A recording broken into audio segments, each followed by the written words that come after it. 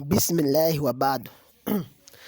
Teri nnaku esinga n'okwejjusa nga muntu gy'agenda kubeera ng'afuna ng'alagiddwa okuyingira omuliro.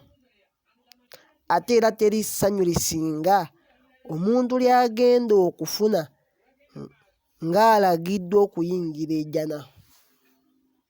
Kino nkiddamu. Abantu nakuwala ku nsi kuno eno.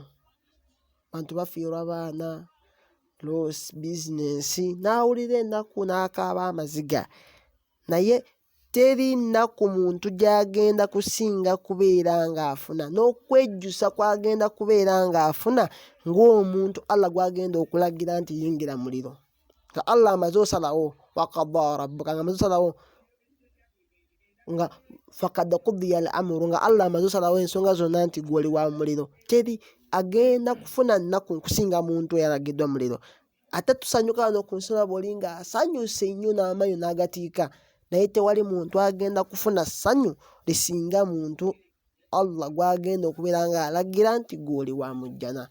Essanyu erigenda okubeera wallaahi ndyagaliza buli muganda wange musiraamu na buli ampuliriza nga naawe ojja n'ogyagala, nsaba Allah bambi abeere ng'agikuwa, kuba tewali ssanyu lisinga eryo. Manya omu yagamba nti ashaddu anwaa'ul khasaara an takuuna lijannata arduha samaawaati wal ardi wala yujadu fiiha makaani laka. Yagamba mu bigambo ebyo nti ashaddu anwaa'ul khasaara, nti loosi egenda okusinga okuba ey'amaanyi eri ffeffe n'abasigadde ku nsi n'abaasookawo n'abaafa edda. Yagamba nti ashaddu anwaa'ul khasaara, eloosi ekyasinze okuba ey'amaanyi an takuuna lijannati, kwe kubeera ng'ejjana arduha samaawaati wal ardi, obugazi bwayo businga ensi n'eggulu kwe tuwangaalira ku nsi kuno n'eggulu lyako ng'obigase wamu, ejjana esinga eggulu n'ensi ng'obigase obugazi. N'agamba nti wala yujadu fiiha makaani laka, totasangamu kifo kyo. Ng'ate ku nsi kuno olinako ekifo ne kati wenjogera olina w'otudde oba w'oyimiridde, naye mu jjana mubulemu ekifo wadde w'oteeka okugulu okumu, w'osimba okugulu okumu bw'oti n'oyimiririra, wallaahi ejja kuba loosi y'amaanyi. Ku nsi abantu balina amapuloti, agula epuloti namba, bagula ekazi z'amataka, n'azimba oguyumba ogunene, abamu bapangisa, n'opangisa ruumu namba, naye mu jjana n'otafunamu kifo kyo. Ye loosi egenda okusinga okuba ey'amaanyi. Saba Allah bambi ffenna atuwonye loosi eyo, era Allah atuwe ejjana, kubanga ye Allah ffenna ensi eno ne bw'agiwa ejjana talina loosi gy'akola. Era bw'atubonereza ffenna abali ku nsi talina kimweyongerako. Saba Allah tabaraka wa ta'ala abeere ng'atusaasira, atuwe ejjana, olw'okubanga mu kugituwa talina kyafiirwa wadde okweyongerako ng'agitumye. Tusaba Allah abeere ng'agituwa.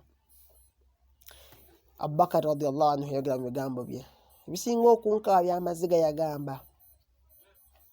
yagamba nti singa Allah bukya ku makya n'asalawo nti ensi eno yoona ngisonyiye okuggyako omuddo omu, Bakari yagamba nti ayinza kubeera nze.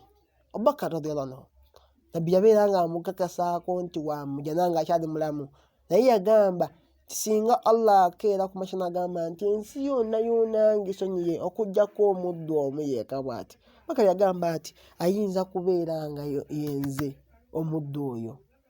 Ate era mu bigambo yagamba singa Allah akeera ku makya n'agamba nti ensi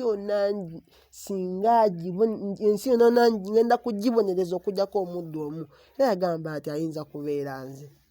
So baddu ba Allah, tugezeeko okwenenya. Teri ali perfect ku nsi kuno. Osobola okubeera mu baddu Allah bagenda okuboneza nga gwe weka, ate era osobola okubeera mu baddu Allah bagenda okusonyiwa nga ye gwe weka.